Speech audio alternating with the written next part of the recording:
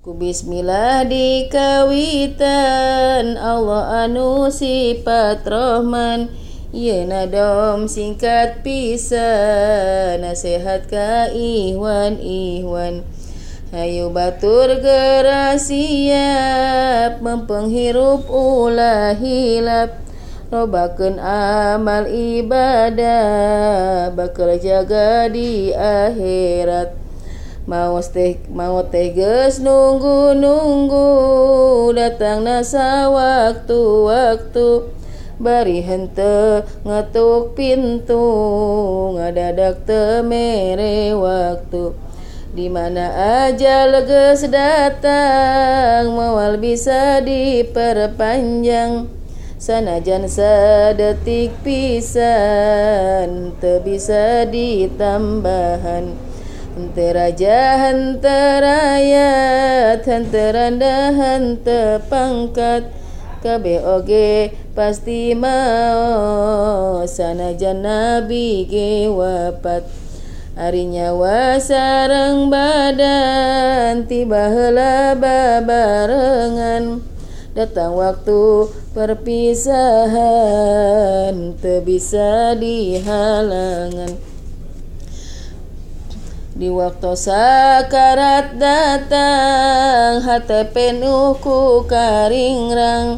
Napas maju kana beheung hate pinuh ku kakeung. Di waktu urang sakarat ditunggu ku malaikat. Nyawa maju mape urat are ka mananya lumpat. Napas anu panganggesan kaluar ti badan urang. Bari nanang karak bengkang badan kari tinggal tulang. Datang ajal kudu pindah ka alam barja teh hijrah. Waktuna ninggalkeun dunia menuju ke alam bako. Harta banda teu dibawa, duit dolar sawah lega. Meunang ngumpulkeun baheula, bari meakeun tanaga. Usaha mati-matian, bari ngarempak larangan. Harta jadi kasombongan, gahina kababaturan. Nepi ka poho salatna kana sibuk usahana.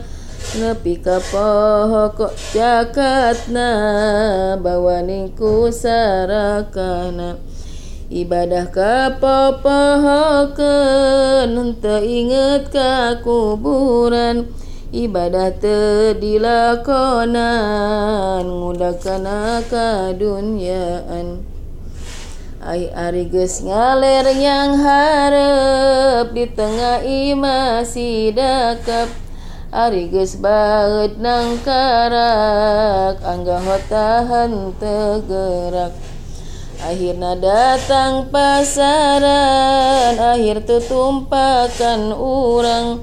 Kendaraan Bani Insan menuju ke alam lian. Sawah lega mobil sedan, emas intan jeung berlian. Sagala boehna pisan, ngan tinggal boehna pisan. Bermacam-macam pakaian, dibeli keur kakayaan. Alat-alat kacantikan, menang meuli mahalan. Di alam dunia tinggaleun teu kabawa ka kuburan. Jadi milik ahli waris, si mayit bati ngaleungis.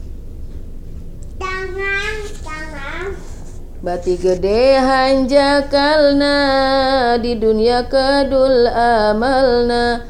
Hirup di alam dunyana, dangdan ngagaya gawena. Hadis Nabi tos nerangkeun di dunia teh panggumbaraan. Nah atuh kangenahan teu taat ka pangeran. Di mana ajal geus datang kacidahan jakal pisan hate penuh ku kakeung dibarengan ku kasieun. Dina poe panganggesan urang ti dunya pamitan liang kubur geus nungguan jasad urang diasupkeun.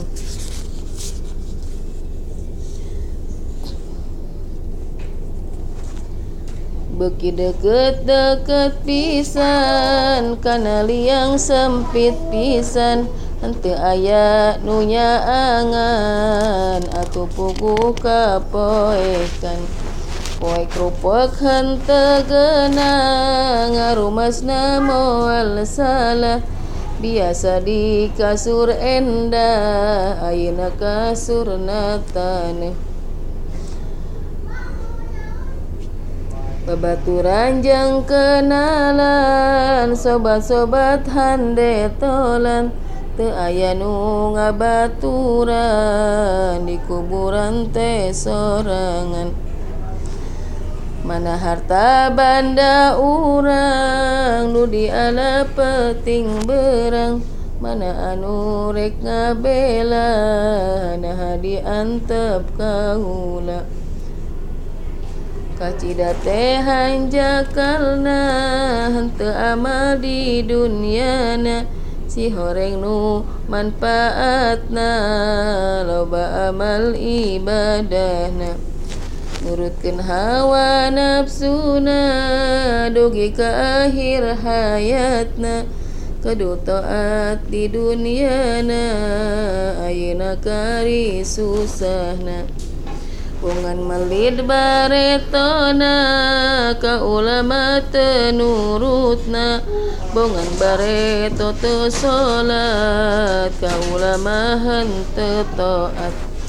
Kaduhung teh karasana maneh teu daek ngajina ayeuna geura rasakeun adab kubur jeung siksaan.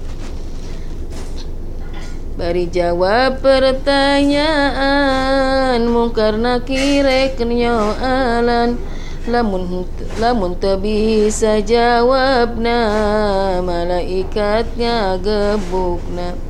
Ku beusi hurung panasna eta kitu siksaana angin jalma nu amalna loba taat di dunyana pasti senang di kuburna selamat di akhiratna.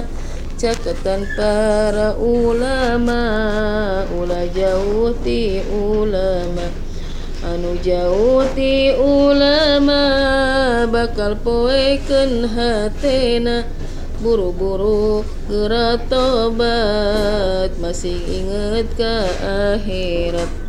Lobakeun ngaos sholawat supaya menang syafaat dugi ka dieu nasehat mudah-mudahan manfaat.